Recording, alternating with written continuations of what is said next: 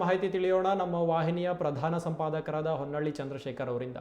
ಚಂದ್ರಶೇಖರ್ ಅವರೇ, ಕರ್ನಾಟಕದಲ್ಲಿ ಭಾರಿ ಸದ್ದು ಮಾಡಿದ್ದ ಬಿಟ್ಕಾಯಿನ್ ಹಗರಣ ತನಿಖೆ ಈಗ ಕಾಂಗ್ರೆಸ್ ಶಾಸಕ ಎನ್.ಎ. ಹ್ಯಾರಿಸ್ ಕುಟುಂಬದ ಹೊಸ್ತಿಲಿಗೆ ಬಂದು ನಿಂತಿದೆ.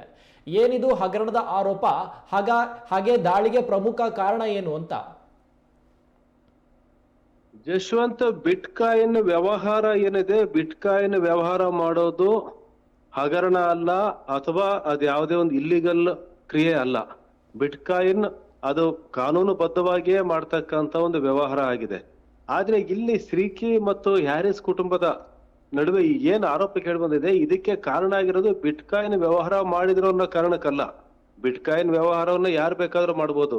ಆದ್ರೆ ಇಲ್ಲಿ ಏನಾಗಿದೆ, ಈ ಶ್ರೀಕಿ ಕೆಲವು ವೆಬ್ಸೈಟ್ ಗಳನ್ನ ಹ್ಯಾಕ್ ಮಾಡಿ ಬಿಟ್ಕಾಯಿನ್ ಗಳನ್ನ ಕದ್ದಿದ್ದ ಅಂತಕ್ಕಂತ ಆರೋಪ. ಏನಾಗಿತ್ತು, ಈ ಹಿಂದೆ ಶ್ರೀಕಿ ಅವನು ಪೊಲೀಸ್ ಸ್ಟೇಷನ್ ಅಲ್ಲಿ ಅರೆಸ್ಟ್ ಆದಂತ ಸಂದರ್ಭದಲ್ಲಿ ಸರಿಸುಮಾರು 9 ಬಿಟ್ಕಾಯಿನ್ಗಳು, ಅಂದ್ರೆ ಒಂದು ಕೋಟ್ಯಾಂತರ ರೂಪಾಯಿ ಮೌಲ್ಯದ ಬಿಟ್ಕಾಯಿನ್ಗಳು ನಾಪತ್ತೆ ಆಗಿದ್ವು. ಆ ನಾಪತ್ತೆ ಆಗಿರ್ತಕ್ಕಂಥ ಬಿಟ್ಕಾಯಿನ್ಗಳು ಎಲ್ಲಿದ್ದಾವೆ ಅಂತೇಳಿ ಯಾರಿಗೂ ಗೊತ್ತಾಗಿಲ್ಲ. ಅವಾಗ ಬೊಮ್ಮಾಯಿ ಸರ್ಕಾರ ಇತ್ತು, ಬಸವರಾಜ ಬೊಮ್ಮಾಯಿ ಅವರು ಮುಖ್ಯಮಂತ್ರಿ ಆಗಿದ್ರು.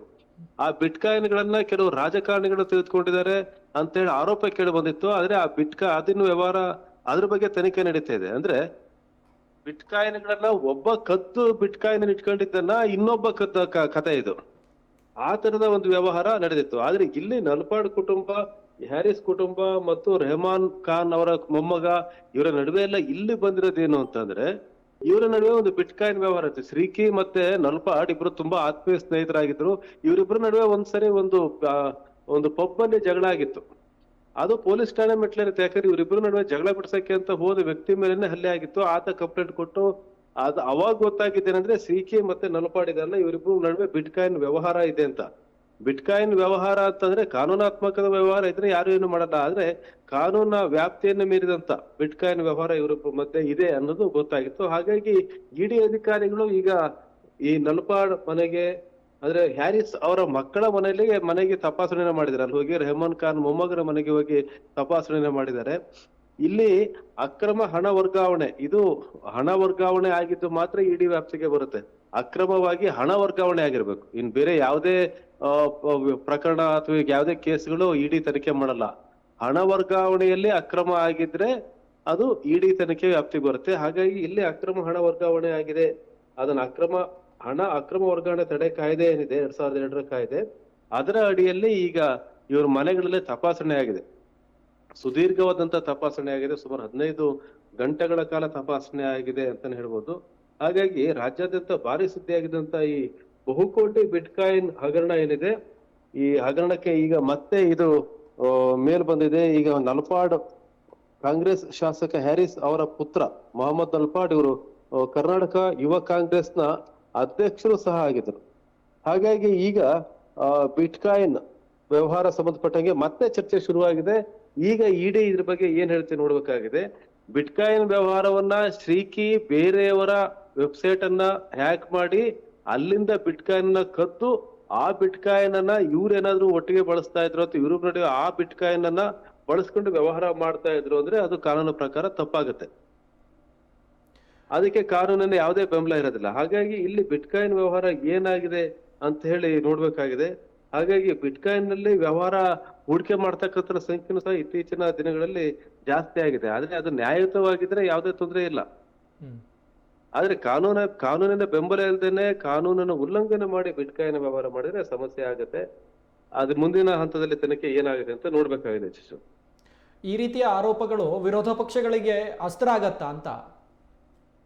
ಇಲ್ಲಿ ಏನಾಗಿದೆ, ಬಿಟ್ಕಾಯಿನ್ ವ್ಯವಹಾರ ಈಗ ನಮಗೆ ಮೇಲ್ನೋಟಕ್ಕೆ ಈಗ ಹ್ಯಾರಿಸ್ ಅವರ ಕುಟುಂಬದ ಮೇಲೆ, ಅವರ ಮಕ್ಕಳ ಮೇಲೆ, ಅವ್ರ ಮನೆ ಮೇಲೆ ದಾಳಿ ಆಗಿದೆ ಅಂತ ಕಾಣ್ತಾ ಇದೆ. ರೆಹಮಾನ್ ಅವರ ಮೊಮ್ಮಗನ ಮನೆಯಲ್ಲೇ ದಾಳಿ ಆಗಿದೆ ಅಂತ ಕಾಣ್ತಾ ಇದೆ. ಆದ್ರೆ ಬಿಟ್ಕಾಯಿನ್ ಅವ್ಯವಹಾರ ಇದೆಯಲ್ಲ, ತುಂಬಾ ಆಳವಾದ ಅವ್ಯವಹಾರ ಇದು. ಶ್ರೀಕಿ ಬಂಧನ ಆದಂತ ಸಂದರ್ಭದಲ್ಲಿ ಅದು ಇನ್ನೂ ಸಹ ತನಿಖೆ ನಡೀತಾ ಇದೆ. ಅಂದ್ರೆ ಅವಾಗ ಇದ್ದಿದ್ದು ಬಿಜೆಪಿ ಸರ್ಕಾರ. ಆ ಬಿಜೆಪಿ ಸರ್ಕಾರದ ಅವಧಿಯಲ್ಲಿ ಪೊಲೀಸ್ ಕಸ್ಟಡಿಯಲ್ಲಿದ್ದಾಗ ಆತ ಕದ್ದಂತ ಬಿಟ್ಕಾಯಿನ್ ಗಳನ್ನ ಕೆಲವರು ಟ್ರಾನ್ಸ್ಫರ್ ಮಾಡ್ಕೊಂಡ್ರು ತಮ್ಮ ಖಾತೆಗಳಿಗೆ ಅಂತಕ್ಕಂತ ಒಂದು ವಿಷಯ ಏನಿತ್ತು, ಭಾರಿ ಚರ್ಚೆಗೆ ಕಾರಣ ಆಗಿತ್ತು ಅದು.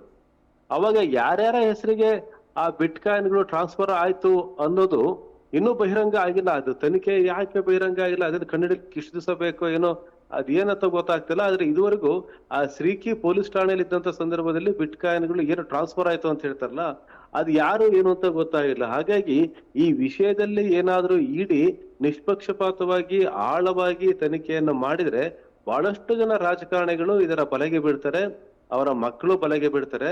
ಹಾಗಾಗಿ ಇಡಿ ನಿಷ್ಪಕ್ಷಪಾತವಾಗಿ, ಅಂದ್ರೆ ಕಾಂಗ್ರೆಸ್ ಶಾಸಕರು ಅಂತ ಅಲ್ದೇನೆ, ಬಿಜೆಪಿ ಶಾಸಕರು ಅಂತ ಅಲ್ದೇನೆ, ನಿಜವಾಗ್ಲೂ ಈ ವ್ಯವಹಾರದ ಆಳಕ್ಕಿಳಿದು ನೋಡಿದ್ರೆ ಕರ್ನಾಟಕದ ಮಾತ್ರ ಅಲ್ಲ, ಬಹಳ ಬೇರೆ ರಾಜ್ಯಗಳ ರಾಜಕಾರಣಿಗಳಿಗೂ ಸಹ ಇದು ತುಂಬಾ ಆಳವಾಗಿ ಹಿಡಿದಿರೋದ್ರಿಂದ ಅಲ್ಲಿ ಬಹಳಷ್ಟು ಜನ ಸಿಕ್ಬಿಡ್ತಕ್ಕಂತ ಸಾಧ್ಯತೆ ಇರುತ್ತೆ. ಹಾಗಾಗಿ ಇದು ಕಾಂಗ್ರೆಸ್ಗೆ ಮಾತ್ರ ಅಂತ ಅಲ್ಲ, ಇದು ಆಳಕ್ಕೆ ತನಿಖೆ ಇಳಿದ್ರೆ ಬಿಜೆಪಿಗೂ ಸಹ ಸಮಸ್ಯೆ ಆಗೋ ಸಾಧ್ಯತೆ ಇದೆ. ಯಶವಂತ್. ಓಕೆ, ತಮ್ಮೆಲ್ಲ ಮಾಹಿತಿಗಾಗಿ ಧನ್ಯವಾದಗಳು.